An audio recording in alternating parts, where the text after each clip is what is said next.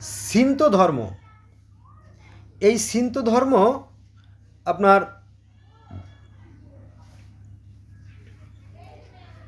চীনের একটা ধর্ম।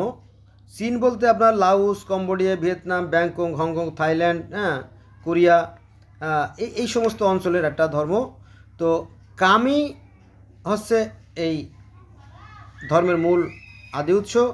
কামি শব্দের অর্থ নিরাকার বা অশরীরী, অর্থাৎ সিন্ধু ধর্মের যারা অনুসারী তারা সৃষ্টিকর্তাকে কামি নামে ডাকে।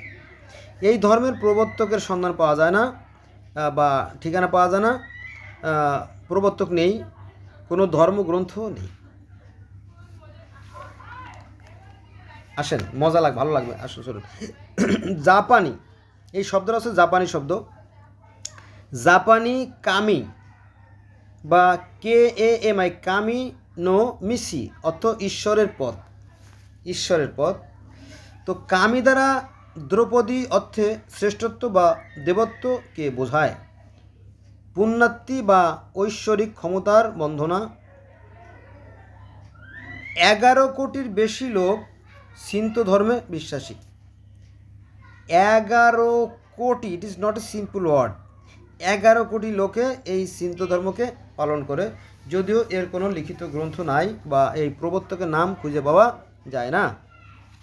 যাও, তো শিন্তো বহু প্রাচীন ধর্ম, কারণ এটা হচ্ছে বহু প্রাচীনকালের ধর্ম। তো তখন তো লিখন পদ্ধতি আবিষ্কার হয় নাই, এজন্য ওই লিখে রাখা সম্ভব হয় নাই। যেমন সনাতনের বলা হয় যে স্মৃতি এবং স্রোত, অর্থাৎ লোক মুখে কিছু শোনা কথা আর যারা পুরোহিত ধর্মগুরু তাদের সাধারণ অল্প কিছু জ্ঞান দিয়ে বেদ লেখা, এরকমটি। ঠিক সিন্ধু ধর্ম এরকমটি, যে বহু প্রাচীন যেহেতু, এজন্য ওটা লিখে রাখা সম্ভব হয় নাই, কেউ লেখে নাই, কেউ দায়িত্ব না নাই। যাক, বুদ্ধ ধর্মের সনাতন ধর্ম হলে কামি বা শিন্তো। প্রথমে কামি বা শিন্তো ছিল, মানে ঈশ্বর মাত্র ঈশ্বরই ছিলেন, ঈশ্বর একাই ছিলেন। পরে বুদ্ধ এবং শিন্তোকে স্বাগত জানায় কনফুসিয়াসকেও। মানে এই শিন্তো ধর্মে যারা লোক তারা শিন্তো ধর্মকেও মানে, তারপরে তাও ধর্মকেও মানে, আবার কনফুসিয়াস ধর্মকেও মানে, সব ধর্মকে তারা শ্রদ্ধা করে। তবে এক একটা পথ, মনে করেন যে আমরা ঢাকা যাব, আমরা গোপালগঞ্জ থেকে ঢাকা যাব, কেউ বাসে যায়, কেউ নিজের ব্যক্তিগত মোটরসাইকেলে যায়, আবার অনেকে আবার হেলিকপ্টারও আসে। যারা বিরাট বড় লোক তারা হেলিকপ্টারও চলাফেরা করে। তো কেউ লঞ্চে আসে, কেউ ট্রেনে যায়, তাই না? এরকম আবার অনেক নিজের প্রাইভেট কারে যায়, অনেক পথ আছে চলার। তো অনেকটা ওরকমটি বিষয়টা আর কি। এটা সবাই তারা মানে যে এগুলো এক একটা পথ। বৌদ্ধরা শিন্তো উপাসনালয় ধর্ম প্রচার শুরু করে। কামি তথা ঈশ্বরের পথই বুদ্ধের পথ। জাপানে তোকুগাওয়া রাজবংশের অত্যাচার। দেখবেন যে আপনি পৃথিবীর যত ধর্ম আছে, আপনি ধর্ম পড়লে দেখবেন যে রাজা, বাদশারা, সম্রাটরা, সুলতানরা প্রায় অত্যাচার করতো। শুধু মানুষের কাছ থেকে কর খাজনা দেও নেও, লুটপাট করো, এই তাদের কাজ। এখানেও সেই কথা চলে আসে। জাপানে তোকুগাওয়া রাজবংশের অত্যাচার, অর্থাৎ 1603 খ্রিস্টাব্দ থেকে 1868 খ্রিস্টপূর্বাব্দ আর কি। কামো বাবুচি আন্দোলন, এটা 1697 থেকে 1769। মতরুই নরিগানা 1730 থেকে 1801, এবং হিরাতা আট সুতানি। এগুলো আমরা বুঝবো না, এই সমস্ত ভাষা বুঝবি না, এর অর্থ কি তাও বুঝি না। এটা হচ্ছে আপনার 1776 থেকে 1843 পর্যন্ত। অবশেষে সম্রাট মেইজি 1868 সালে শিন্তোকে রাষ্ট্র ধর্ম করে। বুদ্ধের ছবি, বুদ্ধের মূর্তি নামক সব মুছে ফেলে, এবং সম্রাট ঈশ্বরের বংশজাত, সম্রাট নিজেই ঈশ্বরের বংশের লোক হিসেবে দাবি করে। দেবতার প্রতীক রূপে এবং বিশ্বের শ্রেষ্ঠ জাতি মনে করে হয় এই জাপানের এই ধর্মটাকে। এবং তারা স্কুলে এই ধর্মশিক্ষাকে বাধ্যতামূলক করে। সিন্তো দুই ধারা, সিন্তোরা আবার দুই রকমের, এটা আছে জিনজাও এবং কিয়োহো। আমাদের যেমন ইসলাম ধর্মতে দুই ধরনের আছে না, শিয়া এবং সুন্নি, তো এই সিন্ত ধর্ম দুইটি দল, দুইটি ধারা আছে, এটা আছে জিনজা ও কিয়োহো, দুইটি ধারা। কিয়োহো সরকারি সাহায্য বন্ধ, মানে একটা দল সরকারি সাহায্য পায় আর একটা দল সরকারি সাহায্য পায় না।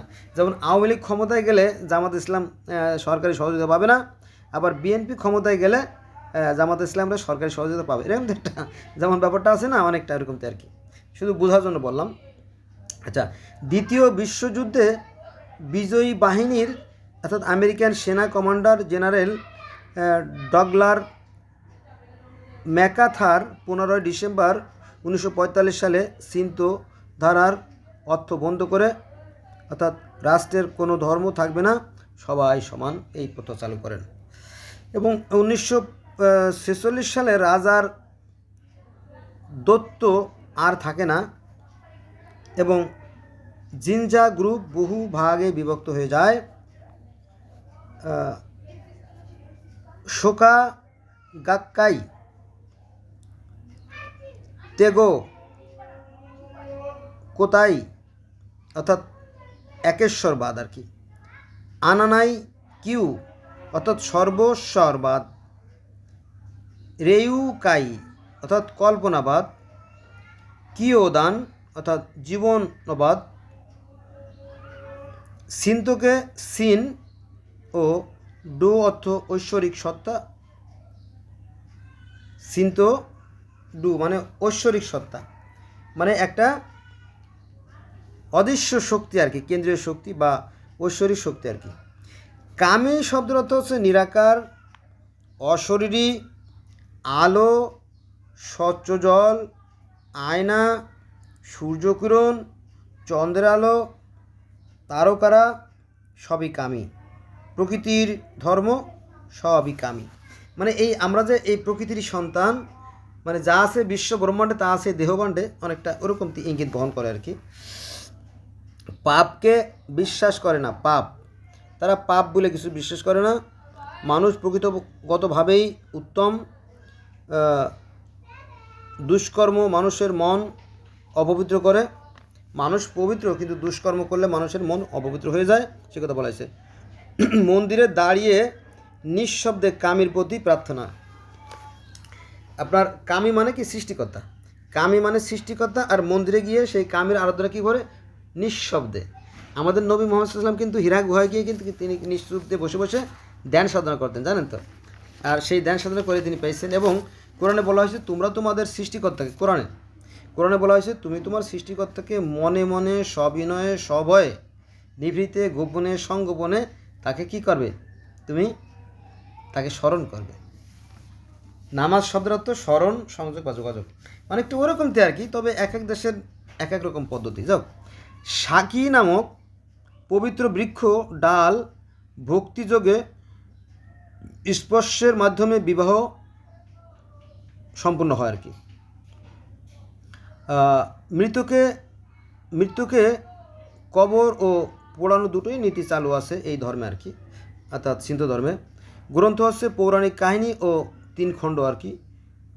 উদার এর পর ধর্মমত সহিঞ্চু, সকল প্রাণীর প্রতি সহৃদয় থাকো, ভালোবাসা হচ্ছে ঈশ্বরের প্রতিনিধি আর কি।